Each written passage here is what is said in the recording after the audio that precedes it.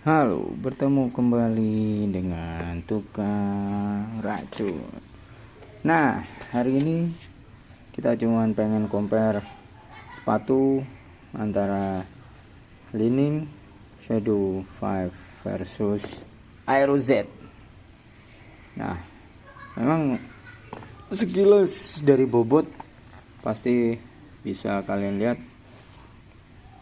teringan memang Aero Z. Nah, sebenarnya dari sini kita cuma mau bilang enak mana sih sepatu dari Yonex atau Li-Ning. Nah, ini perbandingannya memang kita cari yang agak mahal. Tapi yang jelas semua sepatu badminton tuh mau mahal mau murah, yang harus kalian perhatikan itu adalah bahannya. Bahannya kuat, lentur, solnya juga harus empuk. Kayak Kodachi itu favorit, murah tapi ya gitu, lentur juga ya, tapi ya jangan banyak dicacat, tapi itu udah sangat-sangat bagus. Nah, kalau mau harga udah naik lagi, yang harus kalian perhatikan juga ini nih, meshnya alias kainnya atau kulitnya atasnya. Jangan yang kaku, karena apa? Kalau kaku itu apa bedanya sepatu badminton sama sepatu kulit atau sepatu pantofel? Jadi itulah. Nah, kedua, harus depannya itu bisa fleksibel. Nah, ketiga, dalamnya. Nah, nih dalamnya, nah itu juga harus kalian raba kalau beli ya. Kalau yang mahal boleh di compare. Nah, sekarang kalau Yonex dengan Li-Ning, kalau masalah kenyamanan dan build up sepatu itu menurut saya terbaik memang Li-Ning. Karena apa? Kalian perhatikan, dia ini bener-bener, kalau kita pakai sepatu Li-Ning yang high end tuh rasanya kalau masuk udah kayak naik mobil apa ya, Mercy. Nah, tapi kalau Aeros ini dia ngejar enteng, bener-bener ngejar entengnya. Jadi banyak bahan itu yang menurut saya murah. Nah, karena apa? Dia ngejar enteng, jadi banyak bahan yang mungkin nggak begitu katun, tapi kayak nilon serat gitu ya. Jadi di sini dia lebih kasar sih. Nah, kalau punya Yonex kayak gitu, punya Li-Ning beda. Kalian bisa raba, dia kasar. Kalau Li-Ning lembut karena dia masih mementingkan kenyamanan. Jadi banyak katunnya ketimbang alias polyester gitulah. Jadi memang kalau bahannya sintetis dengan bahan organik, jelas ringanan sintetis. Nah, kalau kita pakai Li-Ning ini, apapun serinya itu benar-benar nyaman. Jadi memang terbaik sepatu itu produk dari Li-Ning pribadi saya. Tapi itu pun baiknya Li-Ning juga yang seri 400 ribuan ke bawah, dia kadang masih kasih karet atau solnya yang mirip dengan high end seperti Li-Ning Cloud ini. Ada seri 400 ribunya yang dikasih ke beberapa seri. Juga yang seri tengahnya dikasih ini karet yang namanya Bounce Plus. Nah, ini empuk banget. Di kelas 800 ribunya Li-Ning udah ada. Nah, sedangkan Yonex, kalau baru kalian power cushion ini di yang benar-benar empuk, menurut saya memang, makanya saya bawa beli, yaitu di Aeros ini. Empuk banget. Jadi baru setara dengan empuknya solnya Li-Ning di Aeros ini. Nah, cuman jeleknya lagi, ini untuk bisa sejajar dengan kaki kita ya, yang ini memang agak sedikit sempit.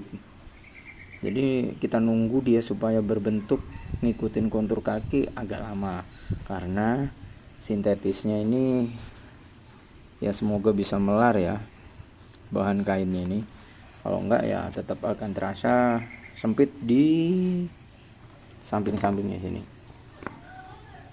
Oke, nah tapi bedanya kalau dengan lining, dia beberapa yang kayak lining Sonic Boom itu udah 5 kali 6 kali pakai, dia akan ngikutin bentuk kaki, jadi melebarnya nyaman, dalamnya lembut, itu sudah tidak terbantahkan, dan build upnya memang kokoh, jadi seperti bungkus ke kaki.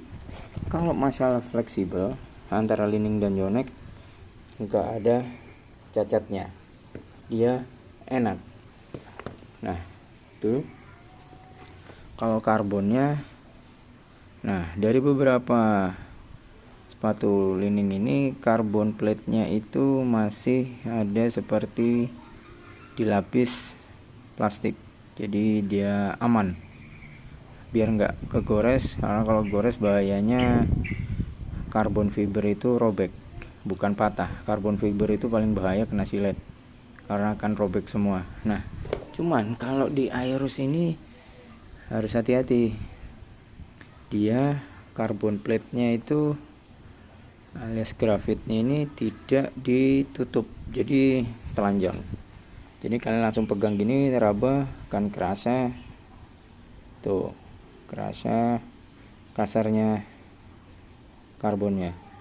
Jadi kalau dipakai di outdoor hati-hati ya, takutnya kena batu, kena paku, bisa KO. Jadi khusus kalau di indoor aja, jangan dipakai jalan, bahaya.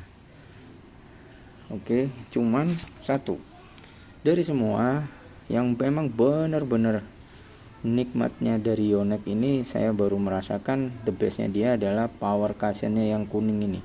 Tumit rasanya wow tok wes. Memang dari luar ini terasa kalah empuk dari lining, tapi tumit kita benar-benar nyaman banget, ibaratnya rear shock itu dia Fox. Nah kalau punya lining ini masih sekitar rock shock, tapi dua-duanya ya tergantung relatif kaki ya. Oke, jadi kriteria sepatu juga meskipun nggak mahal murah, tetap harus kalian coba tekan kulitnya atau meshnya ini, dia harus empuk. Jadi meskipun harga 400, 500, 600 ke atas harus empuk. Kalau kaku pasti tidak akan nyaman ya. Itu aja tipsnya, juga sisipan bahwa berapapun harga sepatunya tuh harus ininya empuk, jangan cari yang kaku. Kalau kaku udah kayak sepatu pantofel atau kulit, yang mana nanti pada saat nekuk akan pecah-pecah atau malah nyakitin kaki kita. Itu aja perbedaan head to head Yonex Aeros dengan Li-Ning Shadow 5. Jadi kalian bisa menentukan beli sepatu seri Li-Ning atau Yonex. Nah kalau Yonex medium murah, saya nggak pernah nemuin yang outsole-nya empuk kayak ini. Jadi kalau menengah ke bawah tetap menurut saya menang Li-Ning, karena Li-Ning itu meskipun yang harga 400 dia tetap kasih sole yang high end bawah juga, yaitu Li-Ning Cloud atau kadang ada yang Bounce Plus. Jadi kebijakan aja kalian kalau mau cari sepatu, mau seri Li-Ning atau Yonex, tapi dua-duanya harus dipikirkan kantong. Oke, gitu aja, ciao.